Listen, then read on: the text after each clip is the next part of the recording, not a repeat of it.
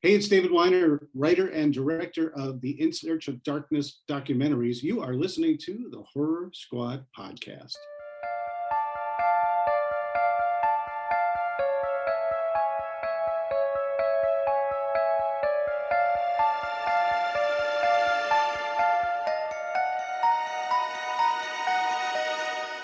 Hello, welcome back to the Horror Squad podcast. This is episode number 285. Tonight we're talking about 1987's The Lost Boys, which is a Joe pick. I'm your co-host Todd. We have Joe, we have Steve.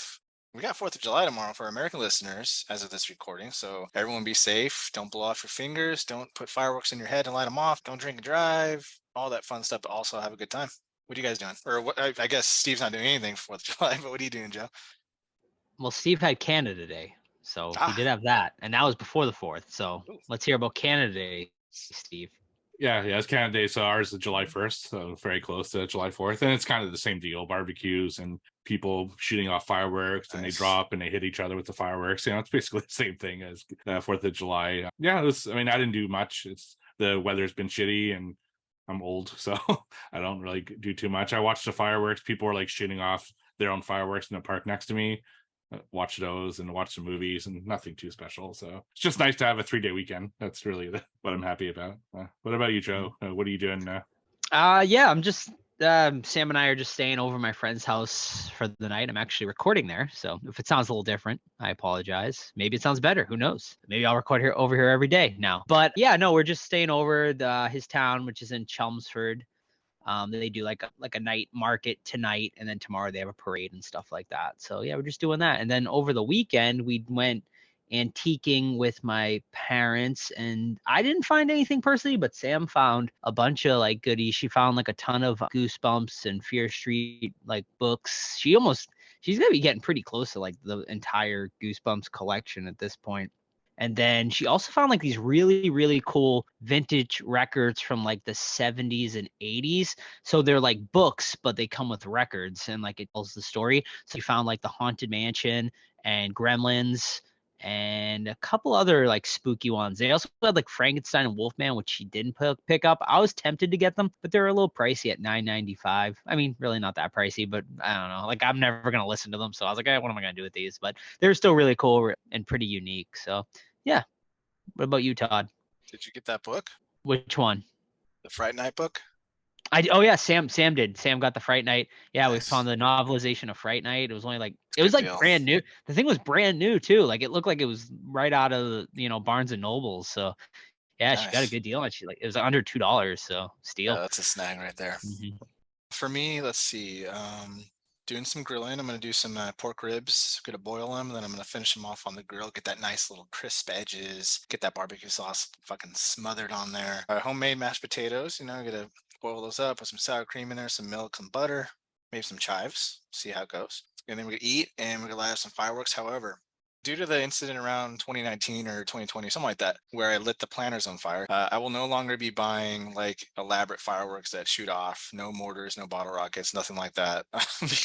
And it was a design flaw. I've told the story before, but for new people, it's a thing where it's a pack of 100, right? It's a big brick you put on the ground, and then you light it and let it launch. However, this thing, for some reason, one of them went off and it flipped the entire thing on its side, so it started shooting them off into the house. So they're shooting off into the fucking neighbor's front porch and into my planter, and I had to run over there with my bucket of water that my wife always makes fun of me every year for having a bucket of water. This time I'm taking heavy rocket fire and running into it, doused it out, my fucking planters lit up in flames, put those out with the hose. But due to that, I'm all right, no longer nothing that explodes or launches, strictly fountains and ground flowers and sparklers. So that's what we're gonna do this year. But it's been going on for fucking 4 days solid now. Every night someone's just lighting off their homemade bombs, shooting guns off in the air because it's America. And yeah, but it's gonna be a good time. I'm looking forward to the ribs. Nice. They're shooting guns up in the air. Yeah, people shoot guns up in the air all the time, man. They know the bullets come down, right? They don't think about the consequences or the after effects of that. Yeah. All right, great.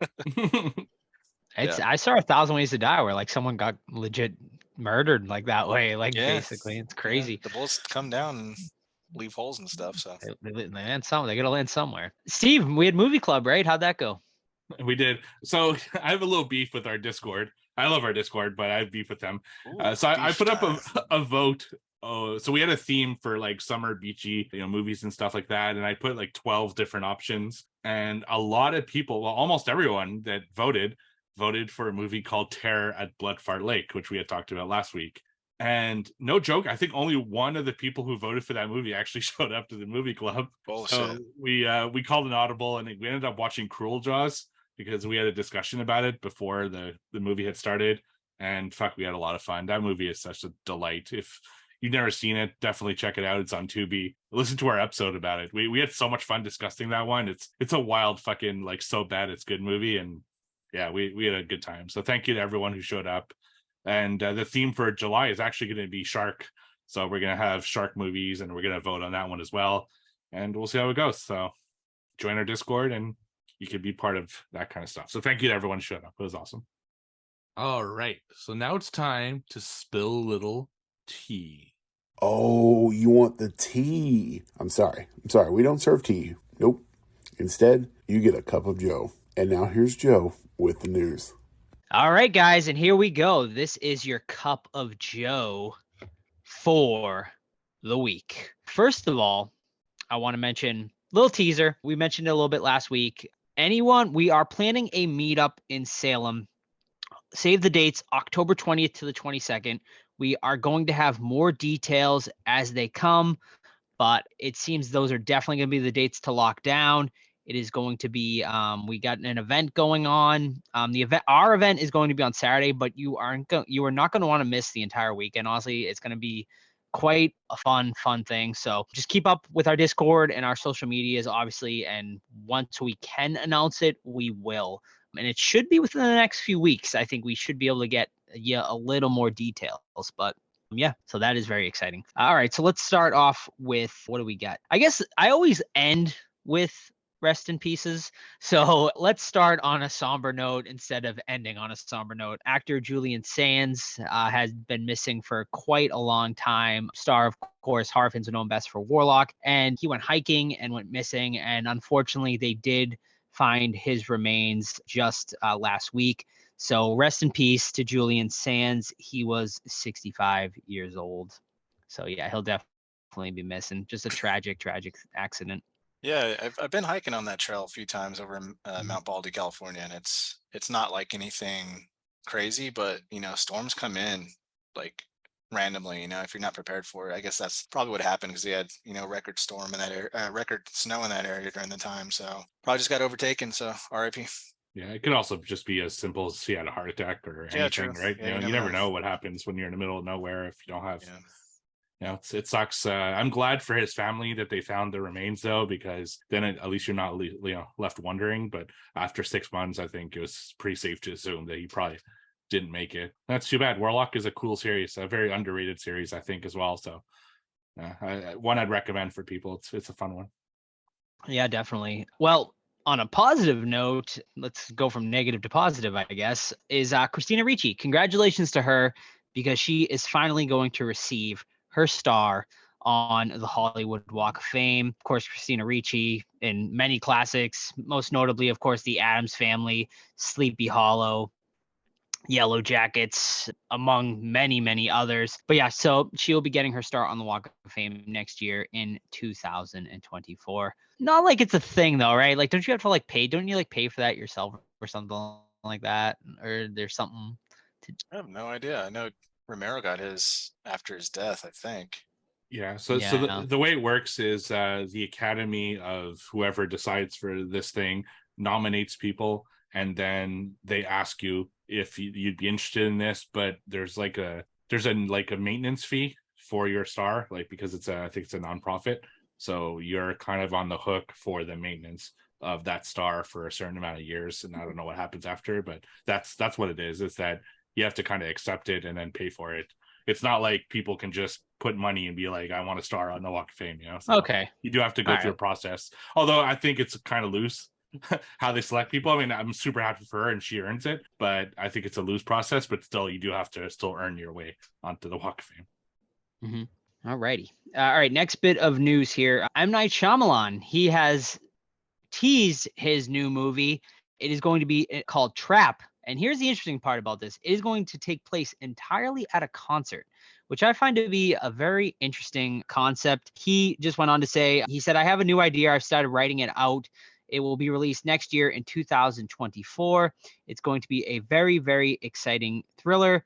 It's very unusual and very new compared to what I've been trying to do recently, but I'm feeling very excited about the story, so much so that I can't wait for you guys all to see it. So obviously plot and everything under wraps for now, but I mean, what do you guys think? Like sort of thriller horror movie entirely taking place at a concert? I mean, I think that sounds really interesting, and don't think I've ever really seen anything like that. Yeah, I mean, I think you got to be careful with what kind of genre of music you choose, right? Because music, you can alienate one person or the next. Don't like country, don't like hip hop, whatever it is. So that's gonna be interesting to see what he does. If it's maybe it's not even around the music, maybe it's like a backstage thing. Like, I mean, a lot Like of Green questions Room? right now. Yeah, Green Room's Mhm. fucking amazing, man. Yeah, it is. Very nice. All right, a couple more stories. Very kind of been a slow couple weeks with the holiday and everything coming up. But one exciting bit of news is that Spirit Halloween has announced their animatronics for this year, and they have quite a cool lineup. Most notably, I would say they are doing a full-size Crypt Keeper from Tales from the Crypt. If you guys have not seen this yet, I will post it in the Discord. I'll post it in the As Discussed on once this episode releases. Also, I know something horror fans will go crazy for is a Leatherface, a full-size Leatherface from Texas Chainsaw Massacre, a Pretty Lady version of it, which is going to be really cool. Also, we are going to be getting a new Killer Clowns animatronic. Last year we got Shorty. This year, I believe it's going to be Slim. Is it? Do we know? Yeah, it's going to be Slim. Yeah. So I mean, that's really awesome. So those are kind of the main big three for horror fans. We're also going to be getting a whole bunch of sort of new and unique original characters that Spirit's done, but those are the three definite ones to check out. The Slim one is standing at, I think, 8 feet tall or something like that. I mean, It looks fucking awesome. 7.2 feet. Yeah. That's a big And boy. Right It's there. also like what, 450? It's Probably. $3.99. Yeah, Okay. So is Crypt Keeper, and he's sitting down in a little chair. I don't know if that chair comes with it, but he's sitting down. Probably 2.5 feet. That seems a little steep for a smaller animatronic, $400, but I guess you can charge. Well, what you want for a official. popular I think IP. they're licensed, so they obviously got to upcharge on that. But I think the Leatherface is the winner. He looks really, really good, I thought. But I want to get a Crypt Keeper myself personally, just because they don't make a lot of Crypt Keeper stuff, and like having a full size Crypt Keeper would be awesome. And the last time I've seen one like that, Spencer's did one like way back in the 90s, and he's so rare and tough to get now. So I'll probably end up paying the $300 or whatever it is and picking up that Crypt Keeper. So the Sam is only $179. I mean, I have that one. I think both of you have that. Yeah, I have it right behind me actually. I didn't. I haven't grabbed him yet. I've been wanting to. It's pretty cheap. I never pulled the $179 for trigger. that. Yeah, 179 is not bad for him. Yeah, I'll grab him eventually. I just got like no room. I guess I could buy him, just keep him in the box, put them in storage. But yeah, did you guys get the shorties too? Do you both have the shorties? I do. I got the only shorty that they had in my city. they only Nice. got one on order, and I'm the one who got it. So it's in my basement as well. So you're gonna pick up Slim to add to him with it? I think I got to stop. Like I don't have room left. It's starting to look like the house in fucking Tourist Trap in here. Like, You got it, man. You got it. Yeah, we'll see. All right. Yeah. So keep your eye out on your Spirit stores. You can probably order online too, but I'm sure they'll be coming in stores too. So keep your eyes open for Spirits that are going to be opening very, very soon. I think actually the flagship store is opening within a couple weeks. And then, after that, all the other stores around your skeletons of Circuit Cities and whatnot, and stores of past will start opening. So keep your eye open. All right. And the final bit of news here is Prop Store just recently had their auction, and there was a lot of horror items that went up for auction. Most shockingly, I think, was the price tag that went on some of these items, and most notably was the Poltergeist doll. So the evil clown from Poltergeist sold at auction, screen matched. So from the original Poltergeist movie, it went for a whopping over $650,000. So I don't know who bought it. I really wish, we find out. I hope we find out, because that is, that's a house. Someone just spent a house for that doll. A very nice house too. Yeah. So, I mean, just an insane price tag. It went way over, I think, the estimates as well. So, congratulations to the person who won that. I think it's the only one in existence from that first movie. So yeah, I mean, it's cool too, because like the fabric and everything turned pink on it. So it's like aged, from blue to pink and whatnot. So, but yeah, very, very. Also, the Norris head spider from The Thing also went up for auction, and that sold for $587,000. Wow. So yeah. Also, there was a couple of a mask from Jason mask from Part 6 sold for $37,000, and the mask from Part 8, Jason Takes Manhattan, sold for $34,000. There was a lot other items non-horror wise. The original game board from Jumanji, screen matched, sold for $262,000. Also, here's a fun one I thought was Michael Keaton's Batsuit from Batman Returns sold for $137,000. That seems low compared I to agree. other stuff, I agree. I assume it's probably not screen matched. I'm assuming it's like a production made one. And there's or something like multiples. that. So Yeah, that's right. Also, here's one that really shocked me, actually. Sam Neill's hat from Jurassic World Dominion, $112,000. That is For the one no that one is likes. hefty. Right, exactly. Yeah. That one definitely surprised me. Here's one I thought that came in a little low. Harry Potter's costume with glasses from Harry Potter Chamber of Secrets, $100,000. But I know there's like a million of those out there. So also a Gremlin puppet from the original Gremlins sold for $93,000. An original Krite from Critters sold for $12,000. And finally, I'll end with, because Steve, I know, loves him some Shawshank Redemption and Stephen King. Andy Dufresne's Rockhammer sold for $87,000, which I think is kind of on the low end for something so iconic. Yeah, the Bible as well was up for auction. Oh, was that part? The Okay, one cool. with the hole in it. Mhm. Yeah, so fucking awesome items. Just mean, reminds you yeah. how poor we all are. Right. I actually, Compared to these guys. It made me realize I'll probably never own a screen used.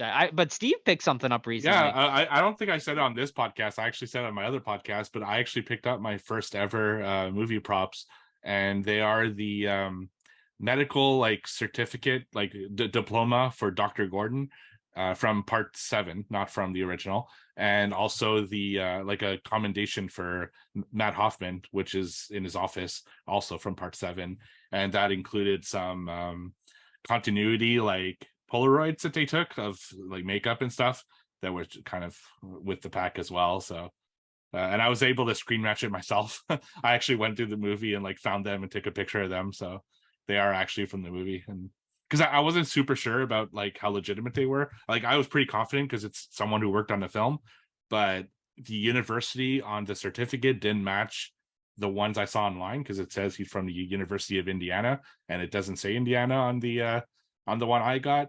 But upon looking further in Part 7, it doesn't say in Indiana. I guess maybe there was a rights issue or something, so it's this fake university that they use. So yeah, pretty happy. It kind of just fell on my lap. It's not like I was looking for it. It's a friend of mine who had them and he was selling them, and he thought of me. He knew I wanted to start a prop collection, so I thought it was a cool first piece because it is recognizable to a character and you do see it in the movie. So I was pretty happy with it. I'm still planning to buy something bigger, but this is a cool start for me.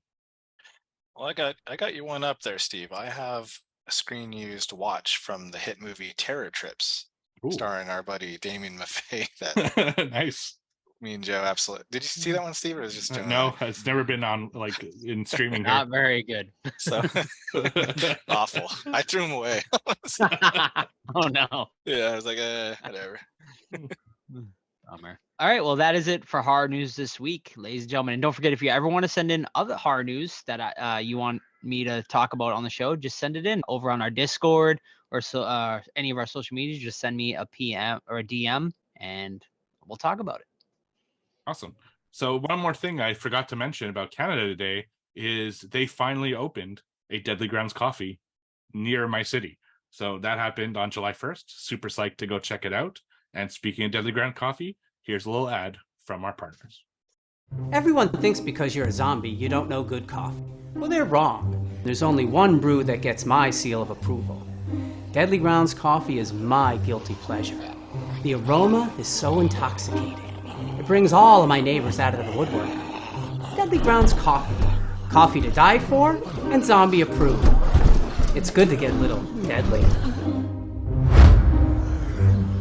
Use the front door!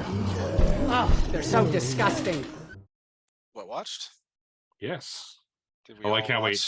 watch Night of the Dead, 2012 epic. Did you watch it, Joe? I did, yeah. Oh yes, I watched it too. So I was too curious. I had to watch it. Starring Ron Jeremy. Is that his name? I guess it's starring. Loosely starring Ron Jeremy, ex-porn star now. Is he a convicted felon? I don't follow. Yeah, he's in jail. Is he? Well, Yeah, for a lot of really bad don't- crimes. So fuck don't that assault dude. people. It's not cool. Anyway, Night of the Dead was a doozy picked by Steve for winning second quarter trivia, and boy, was it a doozy. First of all, I implore you guys to go to Letterboxd and type up Night of the Dead. It's directed by Dennis Devine to see one of the best posters of all time. I don't know who designed it, who put the stamp of approval on it, but it's awful. And this movie matches in quality. It is about a evil doctor that is trying to bring people back from the dead because he has his daughter that passed away.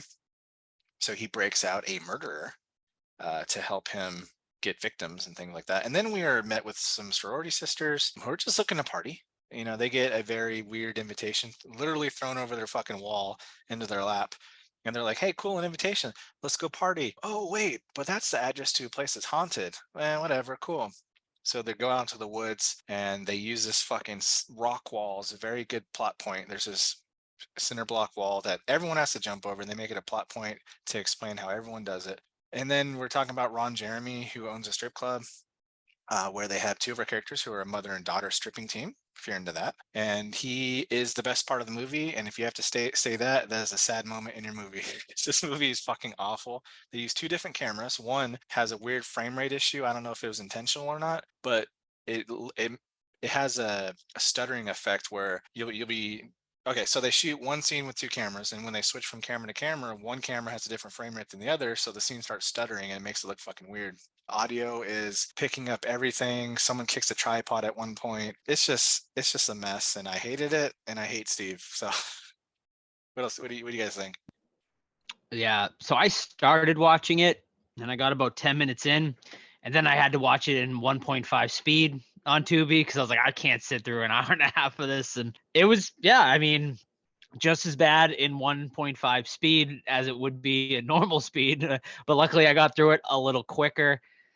But yeah, I mean, I literally have nothing good to say about it. You know, everything is about as amateur gets. You know, we could have done something better than this, I think. I really think so. I mean, just bottom of the barrel, like prop stuff. You know, you get like this, like a Dollar Tree, like retractable knife that's just like so, like the cheapest of cheap plastic you can find, and like an axe that is clearly like a, you know, something you pick up at Kmart or something like that. You know, I as far as positive, I mean, sadly I agree. I think Ron Jeremy probably is like the best part of this movie.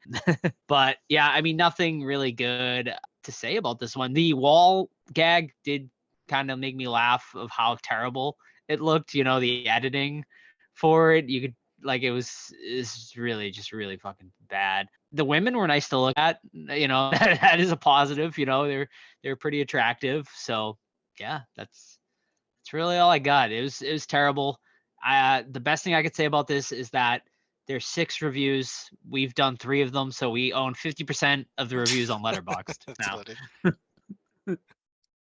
Yeah, so I only picked this because I think it was Joe. Is it you, Joe, that made us watch the doll or whatever? It could have been Todd. And one of you two made me watch that movie, and it had Ron Jeremy in it as well. So I figured I'd return the favor. And yeah, this movie is so fucking bad. I like to punish myself, so I watched it as well. And a few observations I made. Number one, I laughed out loud when this girl comes into a forest to meet her ex-boyfriend out of fucking nowhere, and to prove that she is a better girlfriend than the other one, she starts doing like capoeira or like some kind of like breakdancing moves on the floor. Just like, hey, can your girlfriend do this? And she goes into these weird ass poses. It's just absolutely ridiculous. And his new girlfriend's right there in front of him too. yeah. And did it serve anything to their story? Nope, No. because that's they get offed, in really bad ways. Is this the same forest that has cars driving in the background? That's right. Yeah. That they filmed like at a at a park. They couldn't go deeper into the forest. Yeah, there's that. I love that the director had like a wall climbing fetish, because you see every character in this movie climb the wall. But I got so psyched when Ron Jeremy had to climb the wall. And I'm like, oh my God, it's going to be hilarious. But unfortunately, he gets offed right before climbing the wall. So that was a bummer. Like you said, Joe, my God, the dollar store props that they use in this. Not only is the retractable knife like super obvious, because I'm sure, most of us have owned that really shitty prop before. But they bring in another knife at some point, and it's like comically huge, because it's probably like a styrofoam one that they also got at the dollar store. Just fucking unbelievable. And I don't know if you guys knew this, but it was set on Friday the 13th. And you can tell that, What? because I swear they fucking mention it every goddamn 2 minutes in the film. It is the weirdest thing. It's bad all around. I mean, it was an easy. I mean, Todd, you gave it a star, so you brought up the rating in this fucking movie, because I gave it a half star. So I will explain my 1-star rating. It's because this line that I've already used on my wife multiple times, and it's Ron Jeremy saying, "You're a tall, sexy girl. Ever consider a career in stripping?" And I just thought it was so fucking funny, because it's so random. Speaking of the stripping parts, stock footage strippers. Like, what was that? Like, is that literally like they couldn't get anyone to film a topless scene, so they got stock footage? Yeah. No one really gets. I think there's only like one woman gets actually like naked in this whole movie. There's not as much nudity as you would think, which also brings it down. Because like, if we're gonna watch something this terrible, at least like give a little nudity in it. But no, you get nothing. I'm happy it was the one I picked. I think it was a good punishment. Terrible. Yeah, it was very bad. And I also, so 2 half stars and a 1 star on that one. What else you guys got? I'll go next. I only got one more because I watched, what was it? I don't even remember what it was called, Night of the Dead. So the other one I watched was Becky 2, The Wrath of Becky. This one, of course, we reviewed Becky 1 about a year ago, I want to say it came out. And so this one, Becky now is living with, new foster parents and whatnot, kind of pretending to be a good girl and whatnot, clearly a front. She ends up, breaking out from there and goes rogue, where she hitchhikes. She's picked up by this older woman who takes her in. This takes place, I want to say, like 2 years after the original movie. So Becky's now like 16, and she has a dog, a la sort of John Wick style. Her and the dog are sort of best friends. And she's taken in by this older woman. The older woman, Becky ends up, she's working at a diner, and she comes across these sort of redneckish type gentlemen who give her shit. She ends up spilling a coffee on the guy. They follow her back to the house, and they attack her and the older woman. And basically the rest of the movie and they kidnap her dog, and the rest of the movie is Becky exacting revenge, trying to get her dog back, and looking for revenge for them hurting the older woman she lives with. I mean, this one wasn't bad. I'd say it's like pretty on par with the first Becky. So if you didn't like the first Becky, you're not gonna like this Becky. If you like the first Becky though, you're gonna enjoy this one. The kills are all like really solid. It's definitely gorier than the first movie. I wish we got a little more kills, honestly. The first movie we dealt with neo-Nazis with Kevin James. This time we deal with, I guess, sort of political terrorists. And this time we have Sean William Scott, aka Stifler from American Pie, as like our main guy. Not as good as Kevin James neo-Nazi, I will say that. So the villains were a bit lacking, but it's made up for it with Becky, because Becky also is obviously the star. The movie knows exactly what it wants to be, which is just like sort of a goofy, crazy time with like over the top kills and just like ridiculous sort of premises. So you're either going to be along for the ride or you're not. And for the most part, I was along for the ride. I had a good time watching it. Not going to make my top 10 or anything like that, but I'd say it's worth a watch, especially if you enjoyed the first movie. I gave it the same exact score I gave the first Becky, 3 out of 5. Nice. All right. So I have 2 this week. I'm continuing my 70s push as we are now 3 weeks away from our top of the 70s episode, which, by the way, we're still collecting lists for, and I will pull a contest for anyone who sends us a list. I'm gonna basically send you a envelope full of autographs and prints and stuff like that of horror movies, of course. So anyone who sends the list, I will enter into the contest and you'll be able to win that. So you got about 2 weeks left from the day of this recording to send us those top of the 70s lists. So as preparation for this list, I'm, just pushing 70s movies I have for the last few weeks. So the two I'm going to watch, talk about this week, rather. First one I saw over on Tubi, and it's from 1976, and it's called Burnt Offerings. So this is a story of a family who go to take care of a house, and they kind of want a vacation there for the summer at the same time. Is that Karen Black? Yes, it is. Yeah. Yeah. So they go to the house, and this elderly couple kind of own it, and they say, okay, yeah, you can stay here for the summer, maybe just do a little bit of work, and it's going to be actually really cheap. But the caveat is that their elderly mother lives upstairs, and they need to feed her and stuff like that. So they think, okay, great, that's no problem. So they stay at the mansion and hang out, but they start getting hurt a lot, in random ways. And it seems to be from unseen forces kind of helping them get hurt. For example, the little boy who's in there, he's swimming with the dad, and all of a sudden the dad starts kind of getting possessed, and he tries to drown the boy, and he doesn't know what happened. And fortunately for the boy, he actually managed to escape. And the dad has no idea what prompted him to do that. And there are more and more incidents kind of going on throughout the film that are kind of really weird and seem unprovoked on their part. And as this is happening, every time an incident happens, the house repairs itself for some strange reason. And also, and this is really where I think the film shines, there's this really interesting side story with the dad where he has these flashbacks of a funeral that he was at, and there's this really creepy chauffeur, a guy who drives a car, and he kind of reminds me a little bit of the dude in Phantasm.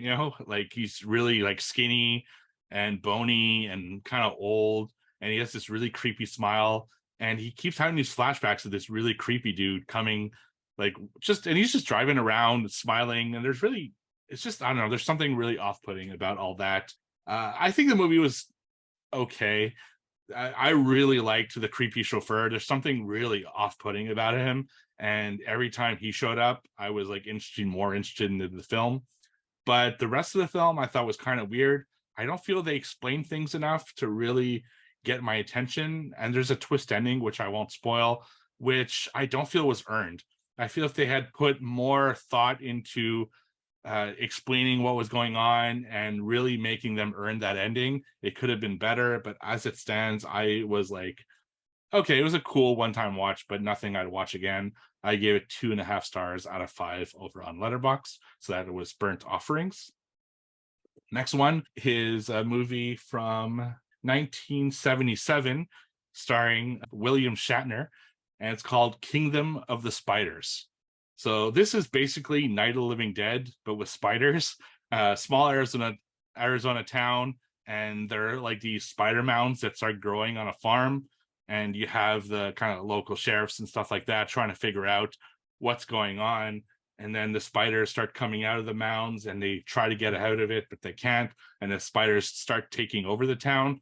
So, to their best efforts, they can't do anything. So they actually end up holding into a house. And then exactly like Night of the Living Dead, start boarding up the doors and windows and all the spaces so the spiders can't get in because the spiders are killing everyone. And that's basically the plot of the film. Nothing too crazy in this one. It really feels like a mix of Arachnophobia meets Night of the Living Dead.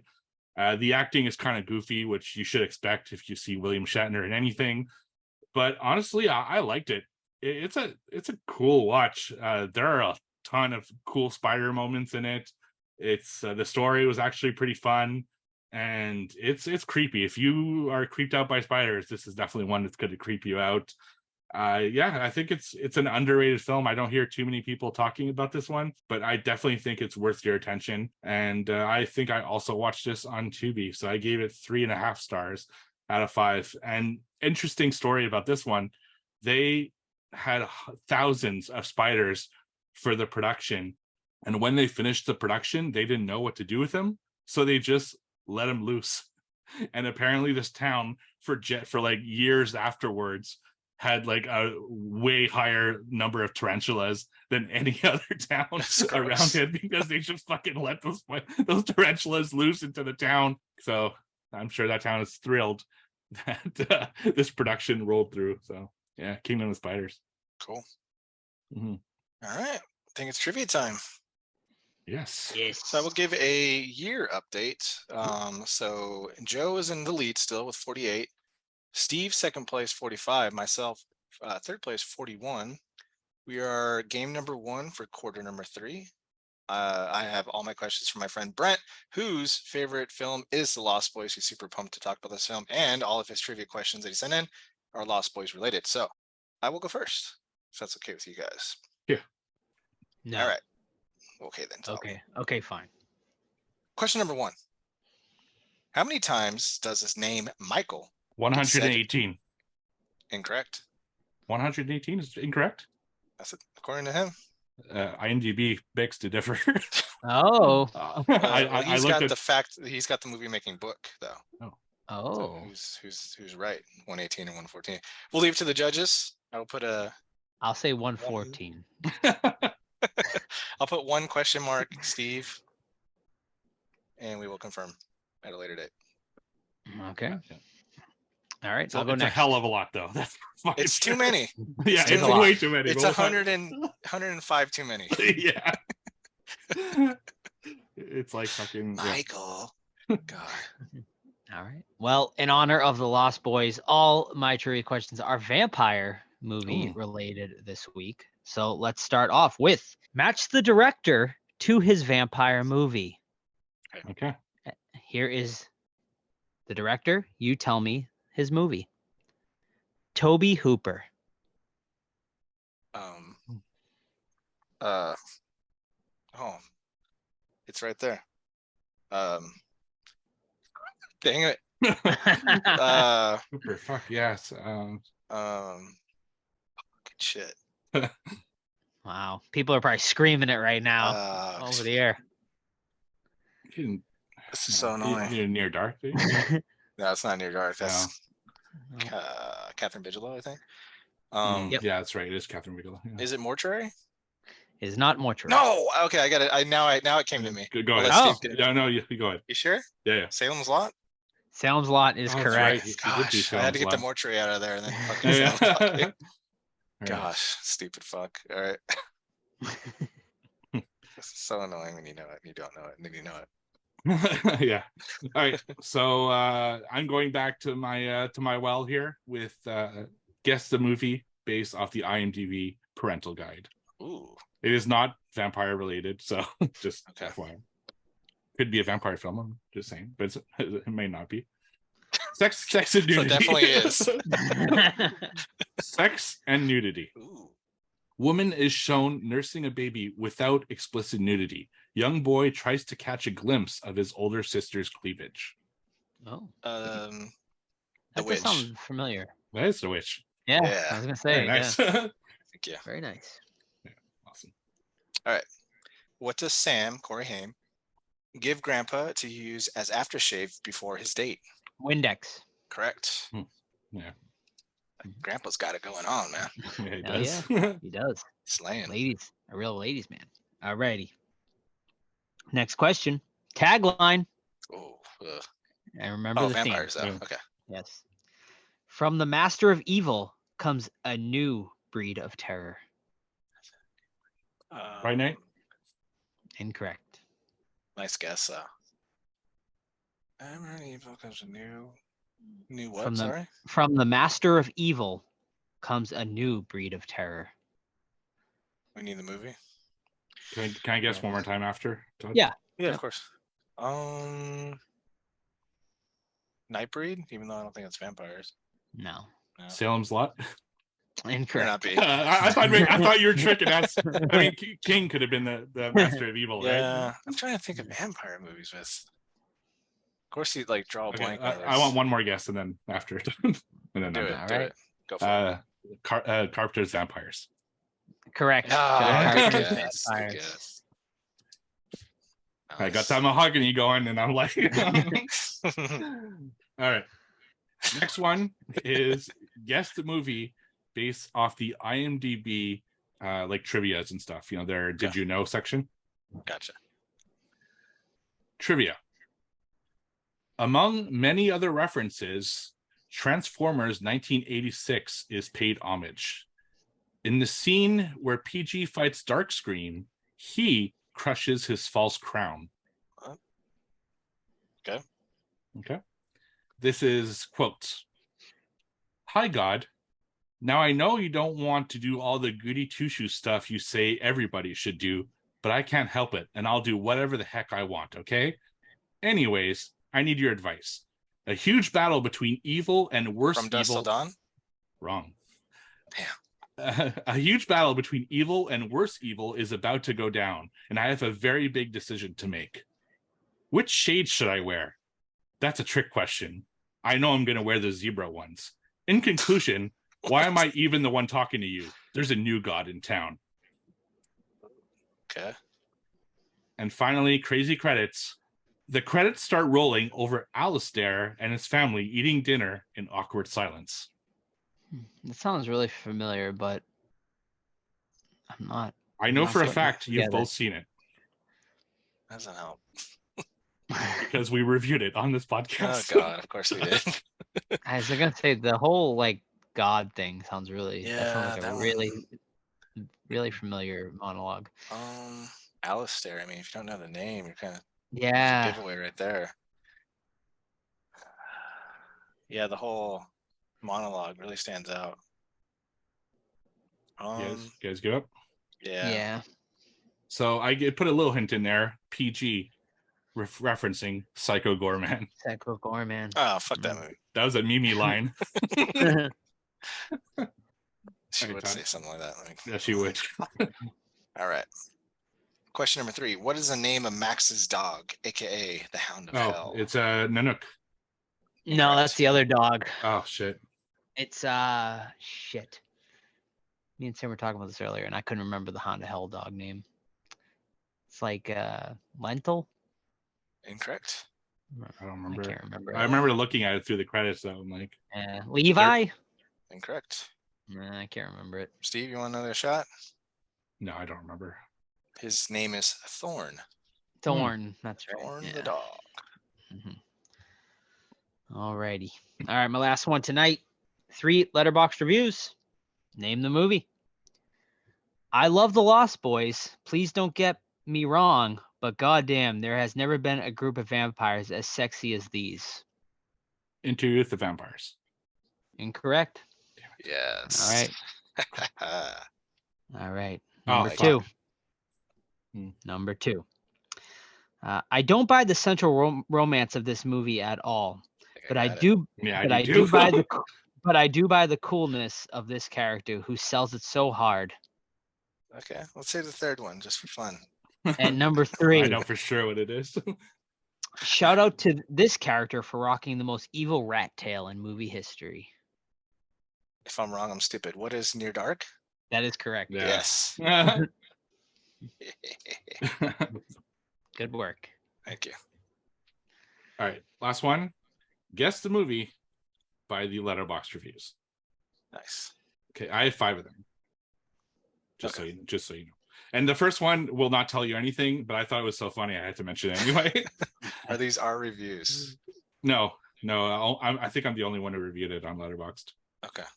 I want this entire movie tattooed on my ass, so that's how I love it so much. Okay, I just had to throw that one in. Jeez. All right. What the fuck did dogs do to the people who made this movie?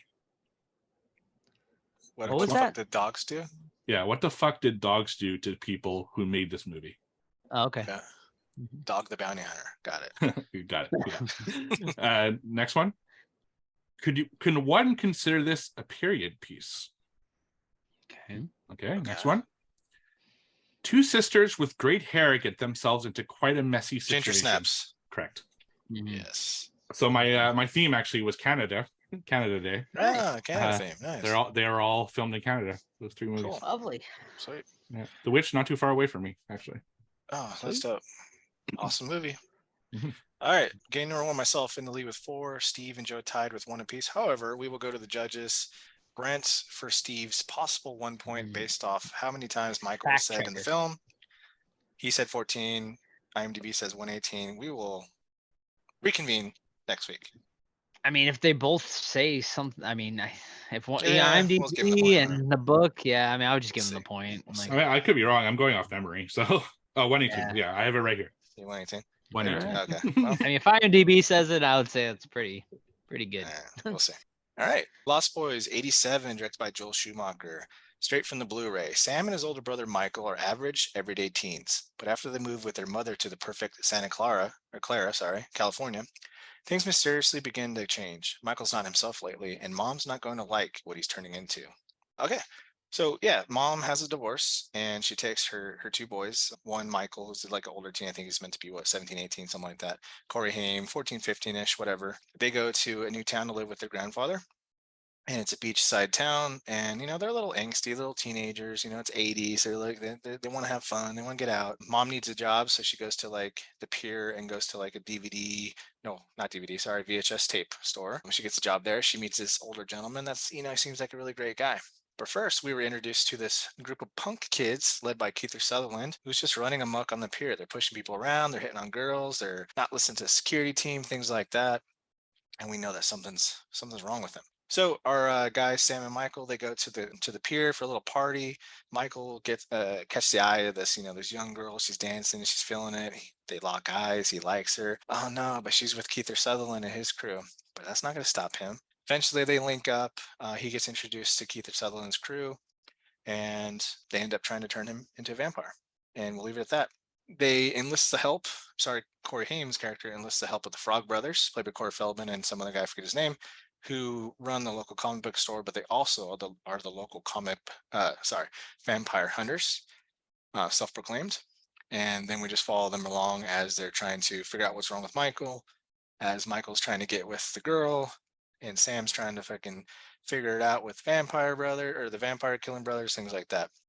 The first time I was exposed to this movie, elementary school, I got the VHS tape from somebody I don't remember. When I got home, the house was locked and didn't have my key, so I went to my neighbor's house. And they were ultra religious, but they let me in. I'm like, can I watch this VHS tape? They're like, sure.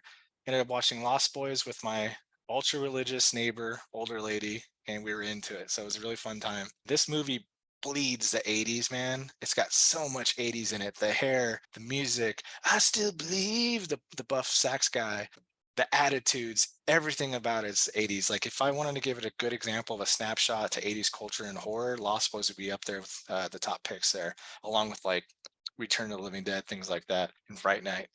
But yeah, I've always enjoyed this film. I don't think it's perfect by any means. I have a lot of questions. There's a lot of stuff that's like, wait a minute, that doesn't really make sense. But I think it's really fun for the 80s look, the 80s feel. And I really like the chemistry between the brothers. I think that's like flawless. I really like that relationship. So overall, I like.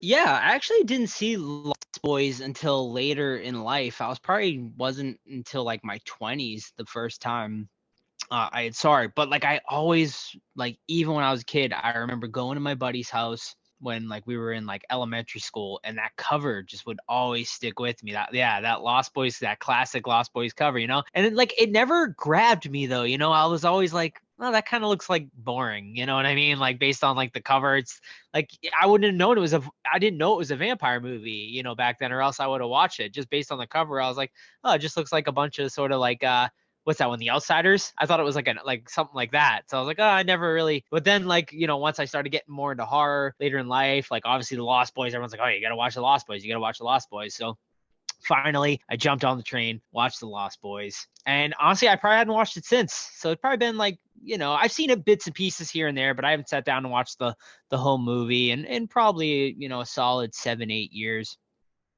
And yeah, I think it still holds up. Like I still really, really enjoyed it. I agree with Todd. Absolute time capsule of the 80s. The fucking saxophone guy just an all-time scene right there. That I still believe scene is Who so great. You've met. Who you've met. I have, yes, I have. Yeah, interesting. He was also, man, that dude's legit. Actually, he toured with like Tina Turner. Like he played saxophone for Tina Turner and shit like that. That dude's like a legit musician. He was, sorry to Yeah, interrupt you. He was also on Gladiators. Because I did was a he really huge American Gladiators? I did a giant deep dive in Gladiators, and yes, he was a contestant, and That's awesome. he got beat up off stage for playing dirty, allegedly. Oh, nice. Well, yeah, I mean, so you get that. Yeah, I mean, this is definitely a time capsule 80s movie. Yeah, I mean, I would say it's like horror light, like there's nothing like extreme horror here, but it doesn't surprise me because I saw Richard Donner's name like attached, which he was attached to the Goonies, and it reminds me a lot of the Goonies. It's like a sort of a horror version of the Goonies in a lot of ways. The actual like the Lost Boys, that ragtag group led by Kiefer Sutherland, is fantastic. I think they have like great chemistry, and the chemistry between Michael and David, I think, is great. Like, there's like a lot of mystery like around them and stuff like that. It's like they want to be friends, but they also want to be enemies. And I love their back and forth. I love the character of Sam Corey Haim and his stuff. I love that whole storyline with him and the Frog Brothers. But what the fuck is going on with Corey Feldman's voice, man? It is like the weirdest. It's the weirdest choice of voice. Like he's like acting like an adult, but he's not an adult. Like it's a really, really bizarre, but I love the Frog Brothers. I love those characters. I mean, to me, it's just like a really, really fun time. I really don't have a lot of bad things to say about it. I feel like every storyline is interesting. You get the storyline with the mother and the boy and the boyfriend, the Frog Brothers, the Michael, David thing. And then, you kind of have a bit of a love story thrown in too with like Michael and Jamie Gertz, I believe is the actress name. I forget her character in this movie. But yeah, I mean, to me, fun time, great time capsule of the 80s, and to me still holds up pretty damn well. Star. Star. It's the girl from Twister. Yeah, so I've seen this movie, every few years, I'd say. It's like one that kind of I'll watch every once in a while. And I do like this movie, and I'll talk a lot about why, but I'm also not like at the same level that a lot of people are with this movie. And people put this on the top kind of pedestal of horror, whereas I don't. I think it's a good movie. I just don't think it's like a great movie. It wouldn't have been like on my top 10 of the 80s or pretty much even in contention for me personally. There are a lot of things I love about it, though. The music just fucking slaps in this. Very 80s music. That first, like, that kind of main theme that they play at the beginning is just absolutely amazing. Strange. Yeah, that too. And I really love the vampires in this. I think they're really interesting. And that's actually one of my biggest negatives for this movie is I feel that they don't focus on them enough. I think there are some storylines in this that they could have cut and have more focus on the vampires, because every time they showed up, the movie is instantly a lot better, in my opinion. And I did like the kind of Frog Brothers being kind of opposite that. So I thought that was good as well. But it's some of the other stuff, like the love story, I thought was unnecessary. The grandpa storyline, although it was interesting, was it really necessary? I don't know. And I particularly don't like the guy dating, the Diane West's character. That whole thing, that whole plot line to me could have been dropped. He didn't feel like an earned, spoiler alert, final boss. I thought David was really kind of the core of that vampire group, and he could kind of just get dispatched really quickly without much fanfare. And I thought that was always disappointing for this. But there's still a lot of fucking fun stuff about this movie. There are such memorable scenes. Todd has a background right now when they're hanging from the bridge. The whole stuff at the fair is friggin' awesome. And I fond memories of the movie. I just don't think it's like top tier horror, in my opinion. Yeah. So I do have a question, since you talked about the bridge. Explain that sequence to me. Does Michael really fall and they rescue him? How does he get back to his bed? That's where I'm kind of confused at that part. To me, it was like a metaphor for falling into the haze, right? It was like his transformation between humanity and vampire. So I feel that they either caught him, or maybe it was water down there. I don't know. But whatever it was kind of them. It was like the final part of the initiation, Mm-hmm. So I think he passed out probably from the adrenaline, and then they brought him, into the bed, and then it's like this is your new life now as a vampire. So I think it's more of a metaphor than an actual like. Okay. Yeah, agreed. My big question though for this entire movie is why Michael? Like, why did they choose he's hot. Michael? Like, is that why? Like, cause he's like good looking like the rest of them? Like, cause obviously like they're going around, you know, Santa Carla, murder capital of the world. All these vampires are going around, you know, the four of them are kind of running rampant. Or however many we really don't know how many vampires are actually there. We assume it's kind of the four of them and then the head vampire, and they're sort of killing people and deciding to turn some of them, but we're only seeing that they've really only turned Star and the little boy. Or Yeah, why the little boy of all people? yeah, I don't know. Like there's definitely some unanswered questions here, but I think the biggest one is why Michael. Like, you know, he's new in town, like, and just like all of a sudden they, you know, decide to do a motorcycle race with them, and then oh, let's go drink the blood and we'll turn you, you know, and we want you to be part of the crew. I guess because like he seems to be a bad boy, he's riding a motorcycle too, so they think he's like a good candidate. He's got. They look at him. All right, he's got hair. He's got a leather jacket. He's got motorcycle. Let's get him in. It's weird though, because Star and is David's girlfriend, right? Or concubine, whatever you want to say. So why would they want Michael, who's clearly like the love interest now, into their clique when he's just gonna steal Star away from him, which he does. So that is also a big question mark. Well, I guess I can't remember. Did the mother meet the head vampire first before Michael recruited him? Because maybe the head vampire was like, "Hey, you need to go recruit Michael because we're going after the mom." Yeah, is that what it was? I thought that was like a part of the storyline where he kind of like scouted them, you know, early on. And yeah, was kind of. I might have missed that. That's a good point, because they do, when they come into the record store or the video store, she's talking to them about a job, and then all the vampires look at her and then look at him, and he's like, "I told you not to fucking come in here anymore." So yeah, you know what? I think maybe that is like. All right, I think we cracked that code. We're good. We solved it. They got to get the kids in. Oh yeah, because the guy says once I had your sons, I knew you'd be easy or something like that. Yeah. Oh yeah, we're dumb as fuck. So yeah, there you go. Yeah, and I think Star was like the lure, right? From Michael. Yeah, she's the eye candy. She's the honeypot. Exactly. So that's it was all planned in advance, I think. So another question to that. So we know that Michael and Star have sex, right? Do they have sex in front of that fucking kid? Because he's right there. Absolutely, they did. That's hella weird, man. Although the kid it was in the day, wasn't it? So the kid should be in like slumber by then because he's a vampire, so should right? Star and Michael then. Yeah, well, Michael's still like he's still transitioning. Oh, so that's they're all still transitioning at that point. I thought like Star and the little kid too, like they were, because she was like, "Oh, I'm still kind of like weakening, but I'm still like not fully turned yet." So right. I don't know. I'm assuming he was in the other room. I don't think it was that. There's one big room. But why did they like? I don't know. I feel like the love story was like could have been cut completely, sort of. But like, especially the sex scene is so unnecessary. It was like totally unnecessary, and it didn't lead anywhere. I guess you need a sex scene in the '80s, though. I guess it had to happen. It's like not even a sex scene. It's fucking like a shoulder being exposed slowly. I want to see the script for that scene.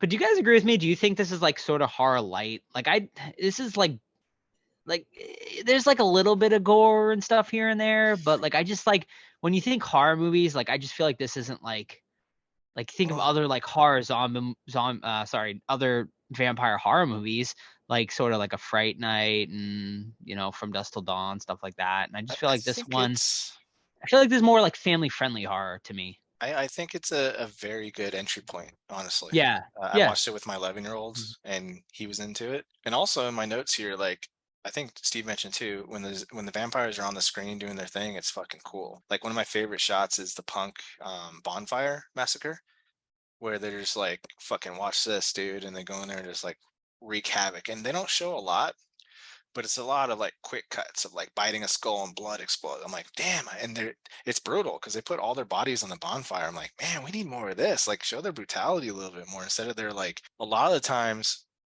when the vampire crew is on screen, it's them like tilting their head and like looking with pouty eyes at each other. Like, nah, let's see more violence. So I think that's like a good entry point. I think this is like you watch Hocus Pocus and then you watch Lost Boys, like you level up. Yeah, and it doesn't need necessarily a lot more gore. I think there are a lot of interesting things, and I mean the vampires at face value are pretty scary once they're in vampire form. The makeup on them was actually pretty decent and scary. So I could see how this is categorized as a horror film. I mean, I've seen a lot of '80s movies that had a lot less than Lost Boys as well, so I think it fits into the mold quite well. It's usually a lot of these horror films, especially in the '80s, it's like horror light up until the last 20 minutes, and that's kind of the same thing in this movie. So I think it checks the boxes, but it is a good entry to horror for sure. Yeah. And we all agree, like we mentioned earlier, Michael said way too many times. Way too many times. Like, how many times is your name called throughout the Dude, day? Once, like once, twice. Is Kiefer Sutherland's like vocabulary or like dialogue in this like 50% Michael? Yeah, maybe. All right, the director's like, okay, you said Michael, but can you put like a little bit more like emphasis on the L part? Michael. All right, perfect. Yeah, do that 17 more times. It's like, it's just like, it's laughable if it's 118, 114, whatever, but my God, like, please, everyone says his name except for one vampire, I think calls him Mikey as a joke. But other than that, it's fucking Michael the entire movie. I don't get it. And why do we think like the Frog Brothers know what's going on? Like, is it because they're like just into comic books and stuff like that? So, yeah, right. Like how like they seem to be. They kind of seem to be the only ones in town that are actually like awake to what's actually happening. Grandpa knows. Yeah, Grandpa does mention that at the end. Yeah. So is it just like people are too afraid, and these young sort of teens, like they actually have the balls to kind of stand up and do something about it? I think they're at that sweet spot too. If we're looking at it for like face value, they're teens. They believe in stuff that adults aren't probably prone to like. Plus, their parents are just stoned out of their minds at all points in this movie that we see them. And then everyone else is a party town, so no, people aren't worrying about vampires. They're worrying about partying. So plus, you gotta have some kind of cool character, right?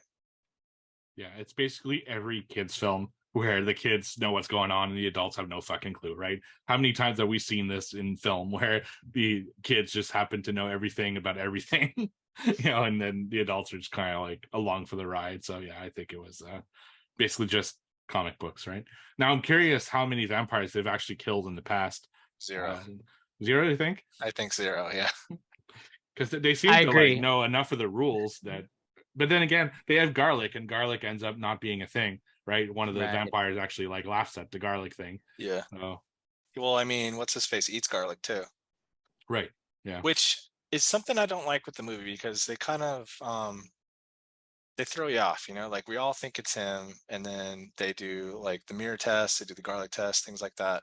And his reasoning it doesn't work is because you invited me into the house. Is that a like a vampire rule anywhere else, or is this just a Lost Boys thing where you lose your power because you invited me in? I'm like, that's kind of cheap.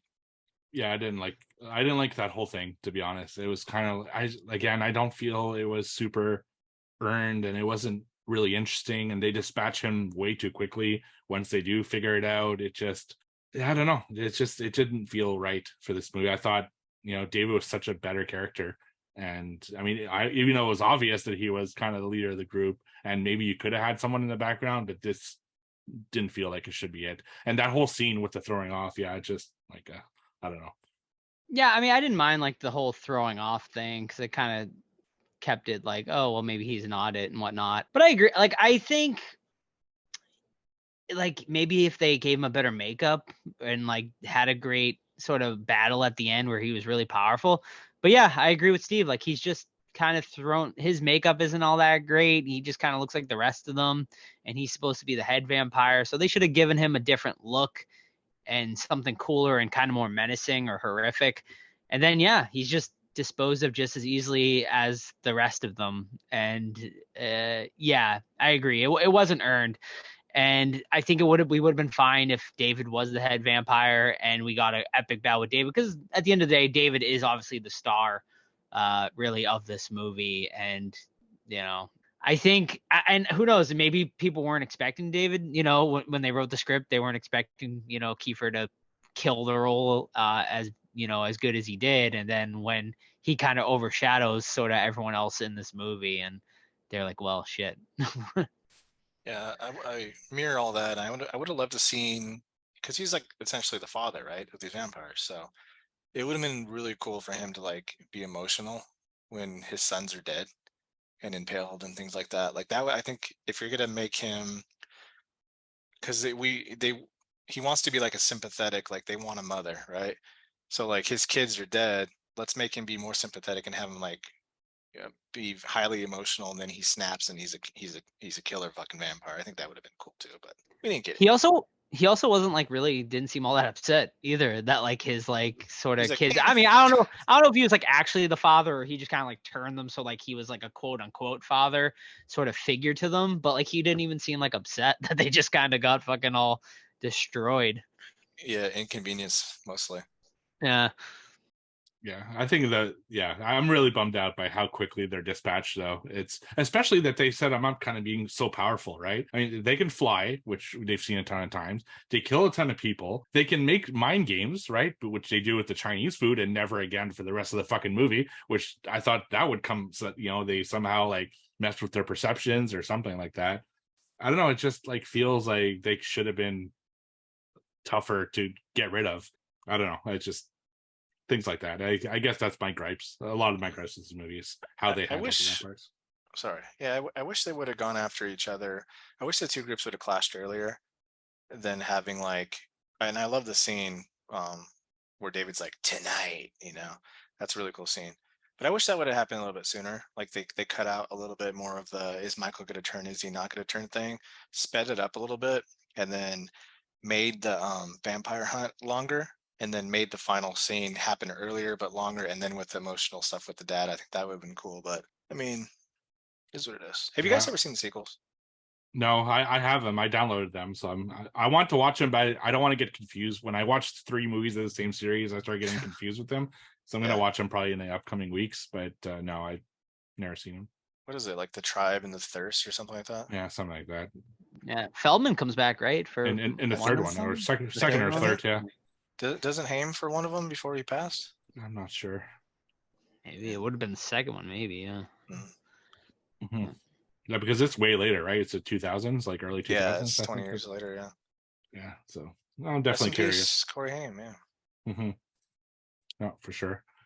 Yeah, and so one thing I also wish they had done is if you are going to have the grandfather character, is kind of set him up as maybe the actual vampire hunter, because he has that thing in his fridge, right? The old fart section of his fridge, and it's kind of hinted towards him being kind of a half vampire, because he does have that kind of drink at the end, which I saw almost as maybe it's kind of some kind of blood or something. He was almost like Blade.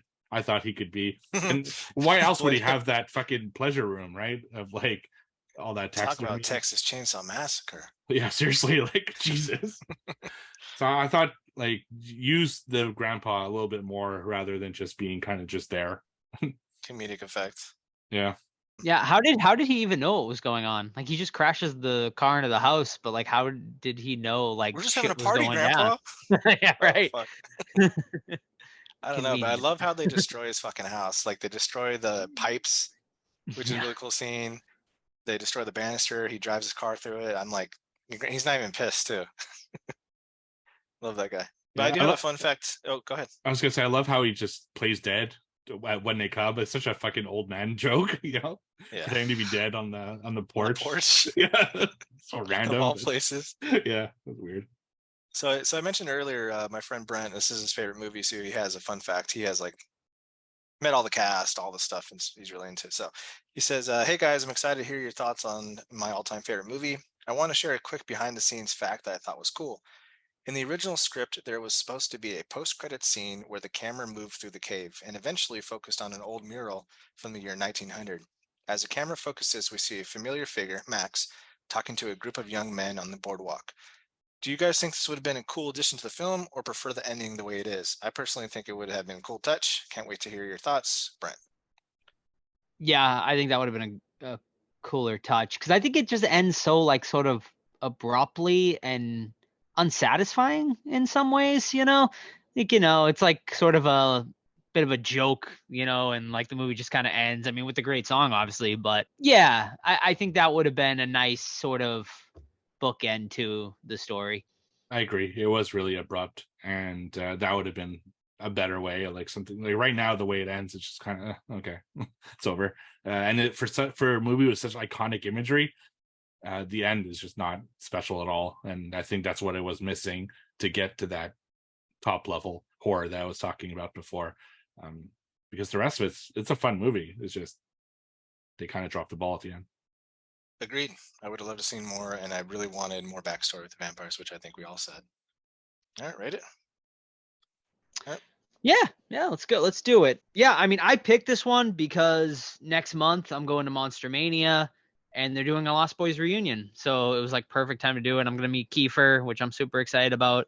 Also, Alex Winter is going to be there, and Michael Jason Patrick, I believe is his name, and one of the other guys too, one of the other vampires. So yeah, pretty solid reunion. Fortunately, the Frog Brothers will not be there. They're going to be at the next show the following month. So apparently they couldn't get the Frog Brothers out there for it. But yeah, I'm excited. I haven't met any of the Lost Boys yet. So besides Tim Capello, which was the sax player, he's the only one I have met. So I'm excited. We had breakfast next to Alex Winter. Yeah, we did at Texas Frightmare. So technically you saw I haven't formally met any of the Lost Boys yet, but yeah, I'm excited. Definitely excited to meet Kiefer. I actually bought a wig, which I posted in the Discord because I'm going to cosplay as David when I get my photo up. Better and better. Yeah, so I'm gonna cosplay as David when I meet. I'm gonna do I was planned on doing a photo op with all four of them, but I sat on my fingers and it sold out. So I'm going to do a duo one with Michael and David, which is cool with me because they're the two, best characters, the main characters in the movie. So I'm going to have my David cosplay. I'm going to have my Chinese food box, and yeah, so it should turn out for a good photo. And I'm really excited about that. So yeah, I mean, to me, this movie is such a fun time, despite its flaws. I don't know. This movie just kind of feels like a warm hug every time I watch it. It's just just such a good time. It makes me happy every time I watch it. And I could watch it like a million times and I don't think I'd ever get sick of it, honestly. So, we said some negative things about it and whatnot, and I don't fault any of those negatives. Obviously, I think they're very valid. But to me, I still love this movie and I give it a 4.5 out of 5. Nice. Are you going to have Kiefer write Michael as his quote? I should. I'm adding him to my big poster I'm working on because he's on there. So I'm not going to, he's the only character I'm going to put on the poster. So nice. Yeah. Yeah. You know what? Same thing. I mirror what Joe said. We had some issues with it. What film doesn't have issues? You know what I mean? But I love it because it's just a snapshot to the 80s, man. It's got everything. It's just 80s. Like, there you go. So I'm giving it a strong 4 out of 5. Yeah, and kind of the same thing, right? I brought up a lot of points I didn't like about it, but don't get it wrong. I still think it's a great movie. I mean, I said at the beginning, I watch it every few years. I don't watch shit just every few years because I don't like it. I do really like this movie. I just think it was missing that last ingredient to be like really top tier horror. I mean, it's still a classic and great, and I'll still keep watching it, but just missing a little bit. So I also gave it a 4 out of 5 on Letterboxd. Nice. Strong showing. Mm-hmm. What's a good movie? Yeah.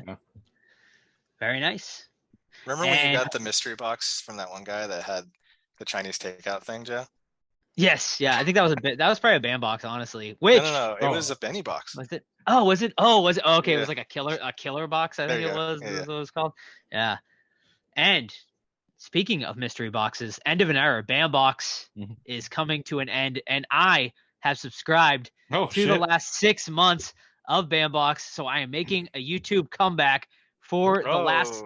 It's going to be a short run, 6 videos, Bandbox unboxings for those last 6 months. So if you want to check it out, you can check out my YouTube channel. I'll post it in the Discord if you guys want to do. So a small Joe's House of Horror reunion comeback will be coming. You know what? I'll do the same thing. Why the fuck not? Nice. Yeah, let's do it. I also get them. I'll put them on the Horror Squad because my Flipping the Nerd has turned into the Horror Squad. Yeah. So I could keep my subscriber count and let's do it. Why not? Well, right? I have to do it. Damn it. Yeah, let's do it.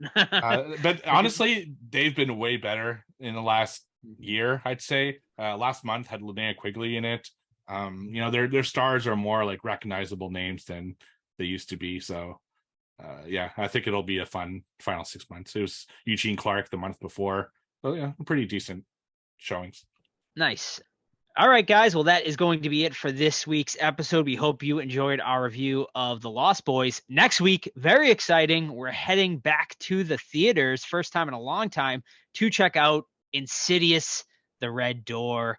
Very excited for that one. Love the Insidious franchise, so can't wait to see how that is. In the meantime, you can keep up with the podcast by following us on our social medias, Facebook, Twitter, Instagram, or you can email us at any time, thehorrorsquadpodcast@gmail.com. But of course, the absolute best way to keep up with the podcast is our Discord. Completely free to join, an amazing community, tons of channels. We got everything over there. So please join our Discord. All you gotta do is send us a DM on any of our socials or email or find us, any of us solo, and we'll get you a free link over to that Discord channel. I guess that is it. Also merch. Don't forget merch, guys. If you want to support the podcast in a small way, buy a shirt, buy a hat. We got a ton of stuff over there, actually. tpublic.com/The Horror Squad podcast. And of course, don't forget to leave us a 5-star review wherever you listen to your podcast. If you haven't already, we would really appreciate it. So that is it. We'll see you guys next week for Insidious: The Red Door. See ya. Bye. Bye.